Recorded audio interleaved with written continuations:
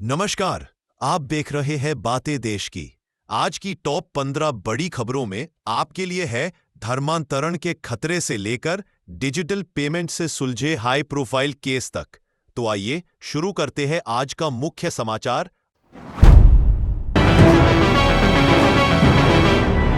आगरा धर्मांतरण रैकेट, युवतियों को ब्रेन वॉश कर बनाते थे इस्लामिक प्रचारक।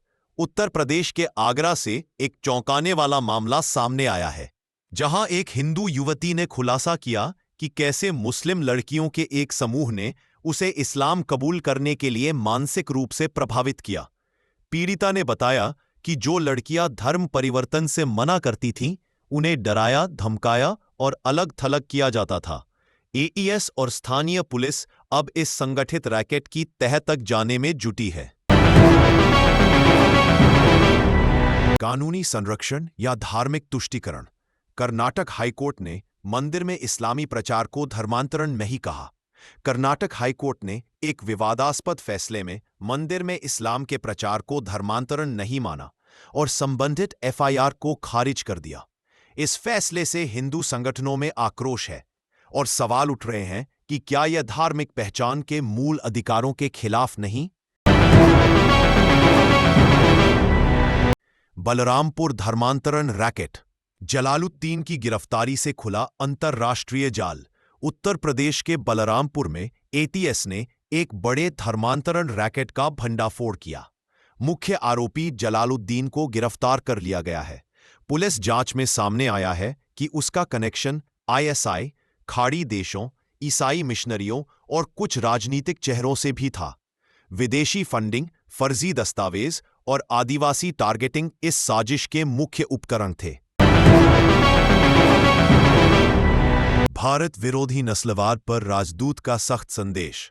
पक्षपाती मीडिया नस्लवाद को बढ़ा रही है। आयरलैंड में एक भारतीय युवक पर नस्लीय हमला हुआ, जिसके बाद भारत के राजदूत ने स्थानीय मीडिया की एक तरफा रिपोर्टिंग पर कड़ी आपत्ति जताई। राजदूत ने कहा कि ऑनलाइन नफरत और गलत नैरेटिव विदेशी समाजों में भारतीयों के प्रति घृणा को बढ़ावा दे रहे हैं। Bharat UK free trade agreement को कैबिनेट की मंजूरी। पीएम मोदी करेंगे लंदन में हस्ताक्षर। भारत और यूनाइटेड किंगडम के बीच ऐतिहासिक एफपीए फ्री ट्रेड एग्रीमेंट को अंतिम मंजूरी मिल रही है। इससे भारत को टेक्सटाइल, फार्मा, आईटी, शिक्षा और निवेश के क्षेत्र में बड़ा लाभ होगा। पीएम मोदी इस समझौते पर जल्द ही लंदन में हस्ताक्षर करेंगे। यह भारत को वैश्विक सप्लाई चेन का अहम केंद्र बनाने की दिशा में मील का पत्थर साबित हो सकता है। Kolkata law college rape case, court ने उठाए सवाल। 12 शिकायतों के बावजूद प्रशासन चुप क्यों था? कोलकाता के प्रतिष्ठित लॉ कॉलेज में एक छात्रा के साथ हुए रेप केस में कोर्ट ने प्रशासन से पूछा, जब आरोपी छात्र पर पहले से 12 से अधिक छेड़छाड़ की शिकायतें थीं, तो कार्रवाई क्यों नहीं हुई? यह मामला केवल यौन हिंसा का नहीं, बल्कि संस्थागत चुप्पी और निष्क्रियता का भी प्रतीक बन गया है।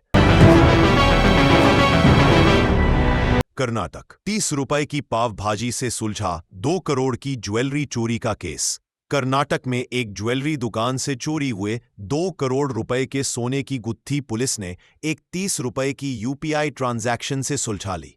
चोरों ने चोरी के बाद पाव भाजी खाई और क्यूआर कोड स्कैन कर ऑनलाइन पेमेंट किया। यही डिजिटल सुराग पुलिस को मुख्य आरोपी तक ले गया। बिहार में वोटर लिस्ट से हटेंगे 51 लाख नाम। चुनाव आयोग को मिली भारी गड़बड़ी। बिहार में ईसीआई द्वारा की गई एसआईआर जांच में यह सामने आया कि करीब 51 लाख वोटर रजिस्ट्रेशन डुप्लीकेट, मृत या फर्जी है। अब इन नामों को हटाया जाएगा और पारदर्शी चुनाव के लिए मतदाता सूची को अद्यतन किया जाएगा।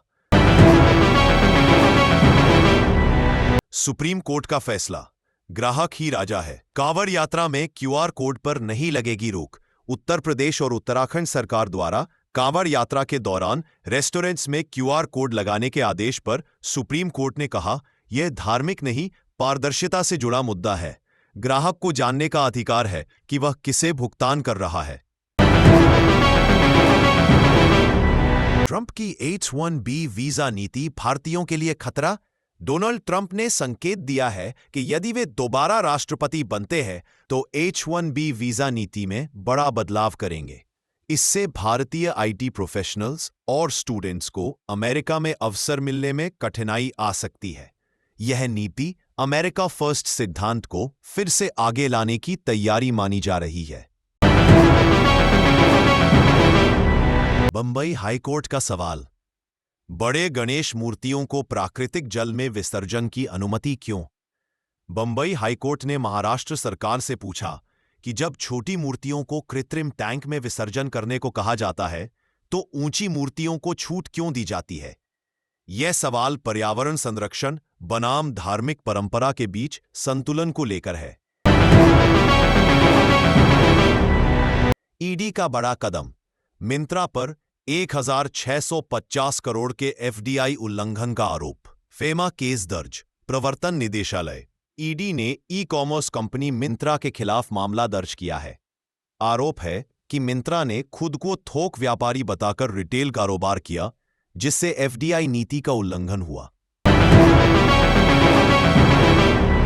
पीएम मोदी की मालदीव यात्रा से पहले भारत का $400 मिलियन संजीवनी बूटी पैकेज। भारत ने मालदीव की डूबती अर्थव्यवस्था को उबारने के लिए $400 मिलियन का फाइनेंशियल पैकेज दिया है।